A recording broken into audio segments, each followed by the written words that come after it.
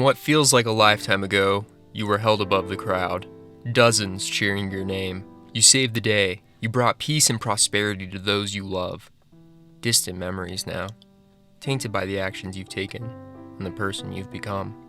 Fallen from grace, your name taints the mouths of those who speak it with an unpleasant palate, a pox on the land and a poison to its people. You've gone from hero to villain in the blink of an eye.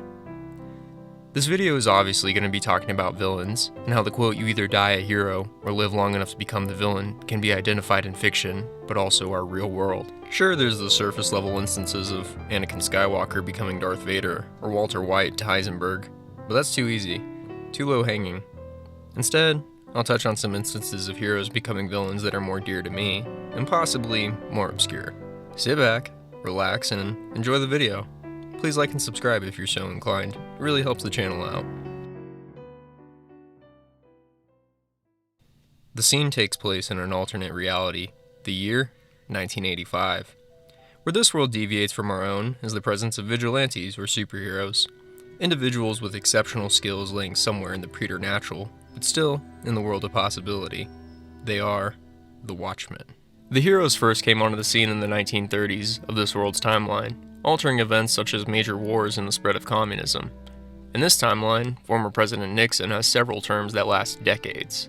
Cases of these above-average humans may have an enhanced intelligence, Ozymandias, a mastery of perception and innovation, Night Owl, or even heightened durability, the Comedian. An almost level playing field from all, that is until one day, a man becomes a god. In 1959, Jonathan Osterman, a nuclear physicist, stepped into a force generator and is ultimately torn to pieces in a lab accident, presumed dead. That is until, as the months following John's death go by, the lab workers discover energy signatures that begin to take the shape of a person. John wasn't killed by the accident in the way people thought. Instead, this was the birth of Dr. Manhattan, the first real superhero. A godlike figure who glows a nuclear blue, Dr. Manhattan is an all-knowing, all-being, matter manipulation monster, and is also a tool for power and control used by America. Going back to where we need to be, the stage is set. New York, 1985. The Soviets and the US are at an all-time high in terms of nuclear tension, and it could be the end of the world any day now. Dr. Manhattan can do a lot, but even if 1% of the nukes get past his defensive measures, it will be the end of the world. A government act has been passed that also outlaws all non-government registered masked vigilantes, causing many to retire or go into hiding. It's a dark, dim world the Watchmen find themselves a part of.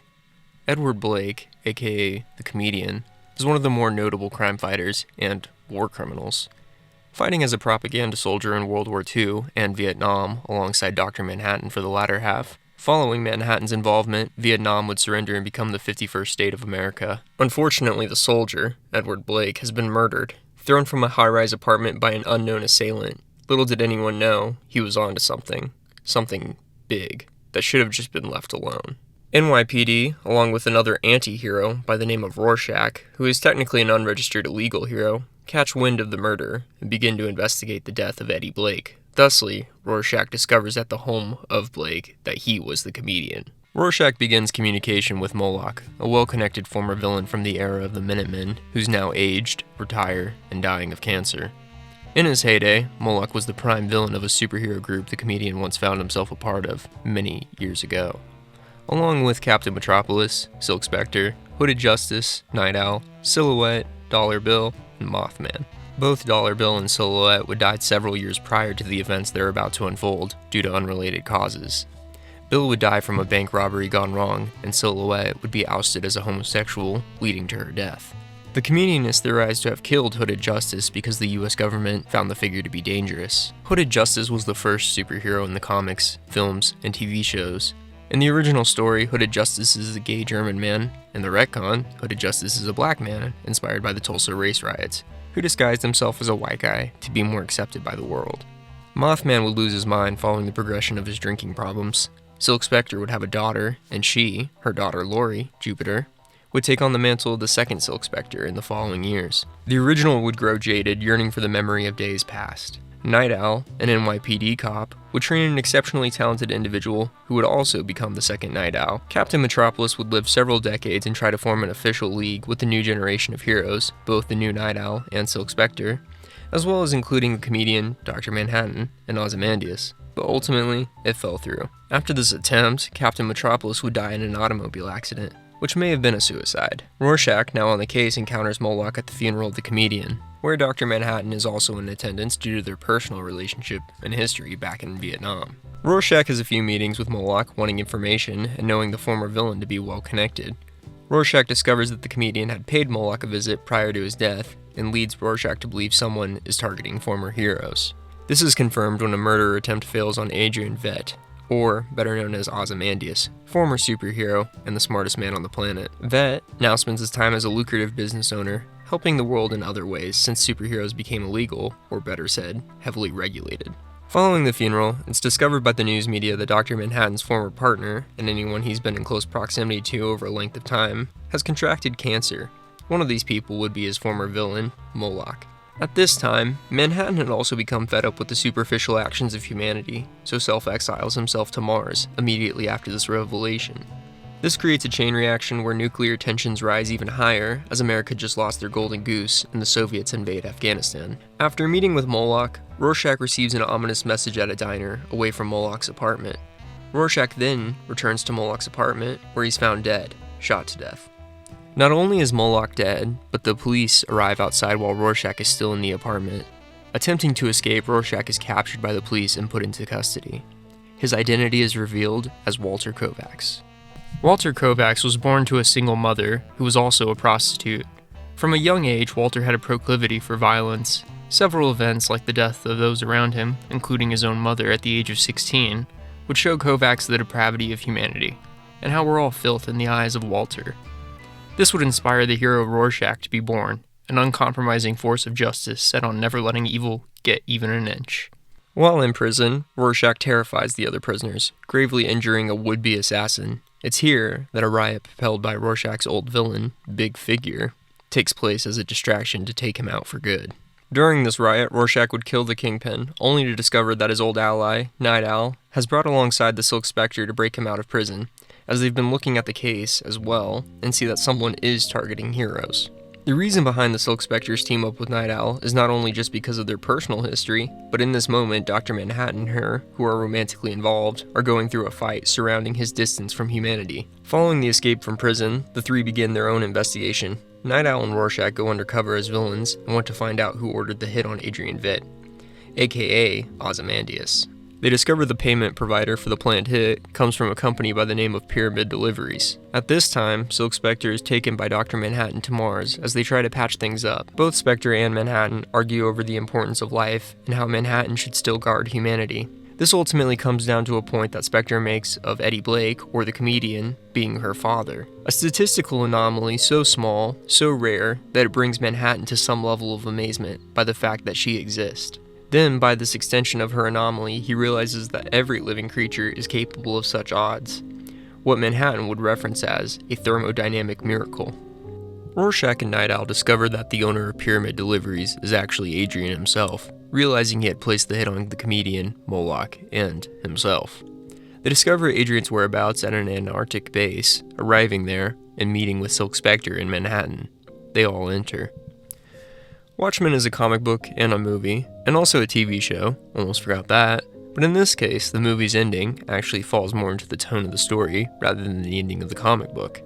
Encountering Ozymandias, the group discovers that he's been orchestrating a conspiracy to bring about world peace. The only catch, 3 to 16 million people would need to die. The heroes are quick to try and stop him, but the plan's been in motion for a while now, and what they're about to see is just the climax. Adrian has set a nuclear device made by Manhattan as a source for limitless energy to melt down. He's done this in such a way Dr. Manhattan's energy signature will be left at the scene, essentially framing him for the annihilation of New York City. This will cause the world to come together to now stop the most dangerous threat of all time, an angry god. Throughout the film, Manhattan is constantly losing his touch on humanity, and who can blame him? The people, however, around him just don't understand he just doesn't care anymore, so they think Manhattan would be angry out on Mars, rather than just building floating glass statues. The comedian figured out this plan, so Adrian killed him personally. He also needed to get Manhattan out of the picture so he couldn't stop the plan by seeing it preemptively. So Adrian made it that anyone Manhattan interacted with will contract cancer by pumping them with radiation, hence Moloch and his former lover. Rorschach also posed a threat, so Ozymandias framed him for the murder of Moloch. Finally, he admits he didn't think Night Owl or Silk Spectre would be here, as they wouldn't have figured it out. But as if somehow, one of those thermodynamic miracles, both Night Owl and Silk Spectre do, and bring Rorschach and Manhattan back into the picture. The kicker is that no one was supposed to know. No one was supposed to be here but Ozymandias himself. That would be the perfect nature of the plan. The four take a minute to discuss the implications. Manhattan is understandably upset, yet he knows this is the only way to avoid nuclear war. Night Owl and Spectre watch as New York is wiped from the map, and Rorschach is outraged at this perversion of humanity's future. The only way this plan works is if no one goes to the public and tells them what actually occurred this day. Rorschach vows to tell humanity and goes to the media with what he's discovered, but as he exits the Antarctic base, Manhattan tells him he can't allow for that to happen. Rorschach, unwavering, tells him to just do it!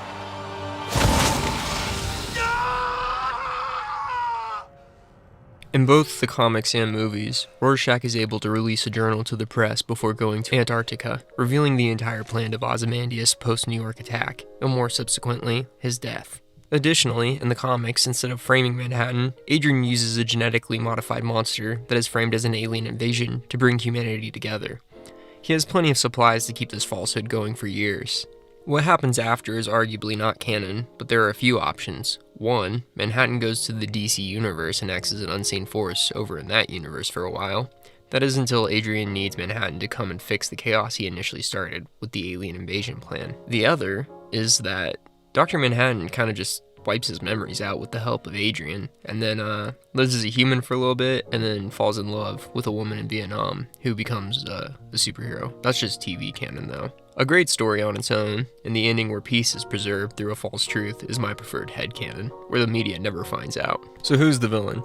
Well, that's the thing. It's a two-part story. Sure, there are villains in the story. If you're familiar with the lore, you know the comedian was a bad dude. But there's also the actual villains of Moloch. For a brief period, was one of the most feared crime lords of his day. But those aren't the villains of this story. They're not, in so many words, the antagonist. If you've been paying attention, then you've probably caught the plural nature of my wrap-up. And it's because there are two.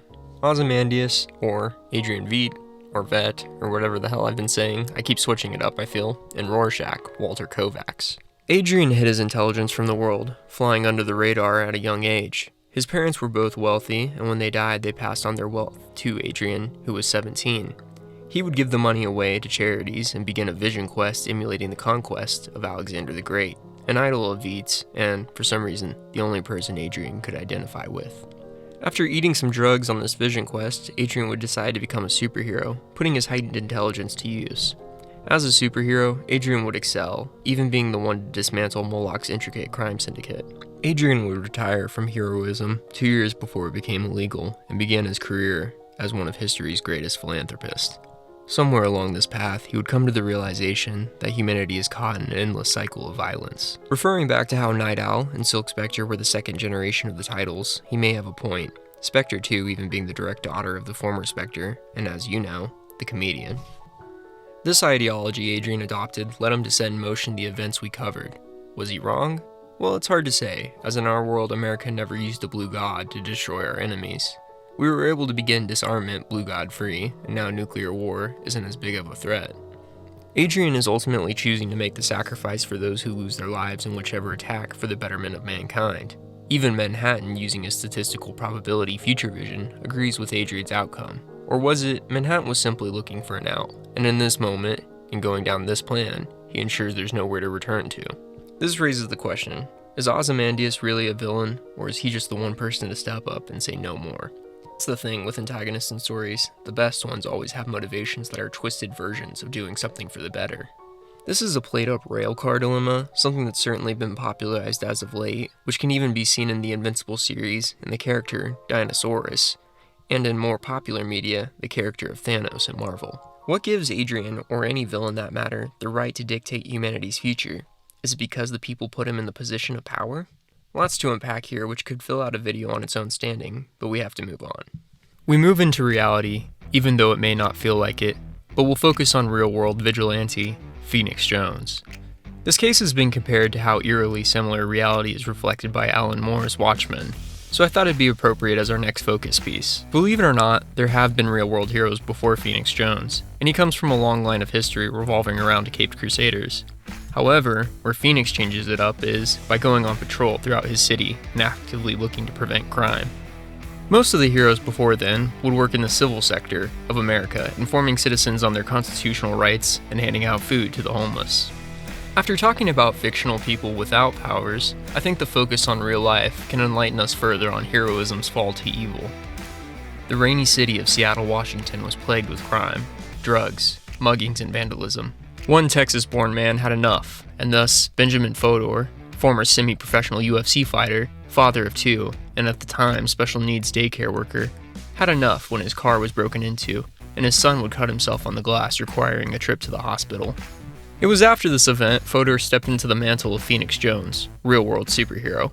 Donning his gold and black rubber Kevlar suit, he would hit the streets on crime patrol, carrying a few gadgets like his nifty pepper spray, stun baton, net gun, and grappling hook. Phoenix would first come to the limelight after a few uneventful evenings over the course of weeks, when in January 2010, Jones would stop an attempted carjacking, receiving widespread media coverage of the incident, launching his debut. Later that same year in September, Phoenix would be on the news again, stopping a man from stealing a party bus. He prevented said bus jacking with the use of aforementioned pepper spray, which would have helped him in this instance, but later will get him in some hot water, as we'll talk about now. In October, Phoenix would be placed under arrest as he had broken up a fight between two groups with what would later be called by police a questionable use of pepper spray. Placed under arrest by the real justice system with the charge of aggravated assault. Phoenix would claim that he had prevented an attempted murder, but the witness just reaffirmed they were dancing. Fodor was confident the charges would be dropped once the video came out. Jones would have his suit confiscated as evidence of the ongoing investigation. This would cast him in a less than favorable light by the media, beginning his slow descent.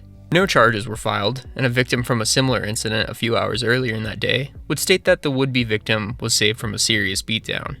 After his arrest, Ben would reveal his identity to the public. This would begin a chain reaction where he would be fired from his job at the daycare where he worked. 2011 would be a good year of crime fighting for Phoenix, as would almost all of 2012. Jones would be an inspiration to others, motivating individuals to step up and don the position of a hero. These heroes would even team up, just like in the comic books, under the name of the Rain City superhero movement. Before you say it's dorky, have you ever stopped a carjacking or violent crime? Phoenix would form his own personal team of around 10 to 15 people. Of course, Phoenix did catch a few injuries along the way, once being stabbed while trying to break up a drug deal, remember that one, as well as having his nose broken while breaking up another fight. In May of 2012, Phoenix and a few other heroes would go on to pepper spray protesters defacing a government building, and as a defense would state that he had information on a potential bomb threat, which is pretty questionable. As the downward spiral continues, Phoenix would insert himself into a shooting while on patrol with his team. Nearby Nicole Westbrook had been shot, and Phoenix would chase down who he believed to be the shooter. However, the man Phoenix would apprehend was actually the real target, and Nicole would be the victim of a drive-by shooter with bad aim. At one point following this incident, Phoenix would interrupt a man punching a car window and screaming at the passengers. The drunk man would call Phoenix the N-word. Phoenix would challenge the man to mutual combat, which is legal in Washington and Texas. Mutual combat is where two parties decide to mutually and consensually kick one another's ass. I think fighting, especially engaging in fistfights, really is a better tell than an IQ test for where you fall in intelligence. Oh, they said mean words to you? Get over it. What are you, a teenager? Be an adult. People are shitheads. Move on. So guess who won? Trained martial artist or drunk guy? Well, yeah, the drunk guy got his ass beat. Honestly, not a bad lesson, though. If Phoenix had helped that dude to the hospital. But no, he didn't. There were reports new heroes were taking it on to full-fledged vigilantism, whereas Phoenix, despite his shortcomings, went in with the mindset that his job was to delay the situation till authorities arrived. Jones would create the Alliance, a register for superheroes that are choosing to act on the same principles of Phoenix himself. Jones would become more rigorous in his selection process for new Rain City applicants, having military or martial arts as a required background experience. As part of the new requirements put in place by Phoenix, heroes were required to obtain a bulletproof vest. However, Phoenix would claim to heroes he could make payments at a discounted price negotiated with the manufacturer, and offered to take the money. Many of these recruits would never see said vest.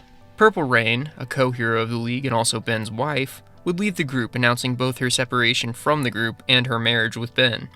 Rain's work would primarily focus in the realm of reality. She would help victims of abuse and created programs for survivors. She was awarded for her social work and seemed to be doing the most to actually benefit people. It's almost just as if she was a cool mascot endorsing support lines for victims of abuse. This post from Rain would follow the fellow announcement of Jones's official sidekick, El Caballero, and his departure from the group shortly before. The same sidekick would go on to create his own superhero organization apart from Phoenix, with the source of separation leading back to Phoenix's questionable actions. Along with bulletproof vests that were never delivered on, Jones also may have committed a bit of insurance fraud by doing a similar deal with health insurance that never existed or was provided to the heroes who were making payments. Finally, after enough heroes grew tired of his slimy behavior and conman ways, Phoenix would announce in 2014 that the show was over, and the Rain City superheroes were no more. Over the course of the following years, from 2015 to 2018, you could see that Fodor had not adapted to his shrinking reputation. Fodor would taunt police online and take more of an edge on the side of vigilantism, something he once opposed. Ben would eventually show up to a former friend's apartment and threaten a man who he deemed was disrespecting him on Facebook. Once at the man's apartment, Fodor would state he would beat the man senseless and on his broken body, and that he would even go so far as to kill the man based on witness statements. Finally, in 2019, Fodor stated he was taking a hiatus from crime fighting, as well as posting fewer on his social media outlets for a time. Then in 2020, after two confidential witnesses walked into a Seattle police station, Phoenix Jones or Ben Fodor would become the prime suspect in a drug deal operation. Following the statement from the two witnesses that Fodor had been dealing drugs despite his past actions showing heavy prejudice to the black market and drugs in general, a Seattle PD detective would begin to contact Fodor in an attempt to buy $500 in MDMA, or ecstasy. Fodor would hook, line, and sinker this deal, delivering not only the drugs, but taking partial payment up front. Fodor would be arrested after being caught in a hotel room with around 4 grams of cocaine, prepared for distribution. Following his drug busts, Phoenix is still somewhat active if you look at his Instagram and Twitter. He's no longer patrolling the streets, but does seem to be assisting in preventing crime in his own way, asking for leads on cases in the Seattle area through his socials. So what are my thoughts on Ben Fodor, aka Phoenix Jones? Well, if you asked me prior to 2020, I would say he's dangerous. There were several accounts from bystanders and fellow heroes that stated a method employed by Phoenix would be to wait outside of bars during closing. Sure, this is a valid strategy to attempt crime prevention, but from the footage we've seen, he interjects himself with a pepper spray first and be asked questions in jail later approach. First responders have to go through specialized training of de-escalation. They're properly equipped for the actions of dealing with crimes. They're almost always government sanctioned and have ways that are safer than what is done by Jones. Which brings me on to my next point. First responders are doing what they do for the interest of the public. Each department is specialized, whether it be fire, EMS, or law enforcement, to ensure public safety. Phoenix is all over the place, and even shits on other heroes for handing out sandwiches to the homeless, constantly calling himself the first real superhero despite there already having been others including his own wife. This raises the argument that he is actively looking for violence and jumping the gun to make something happen. Remember the mutual combat incident? On a personal note, I don't care about the hypocrisy of the drug dealing situation. In a way, he stopped some drug dealers and then eventually got stopped himself, so it balanced out. But all the other stuff, even when he said he was going to that former friend, was acting like a crazed supervillain. In my mind, Phoenix was never really a hero, just someone looking for fame and fortune, taking on the persona of a good person. Well, that's all, folks. Sorry this video took so long to throw together. I needed to get a new computer, focus on work, and I'm moving into a new place with more space, which may increase video uploads. If you enjoyed this video, you can support me by checking out my other videos, my merch, or at the very least, dropping a like down below. Maybe I'll make a part 2 and focus on more people if this one does well. But hey, that's all for now. My name's Gideon. Peace out.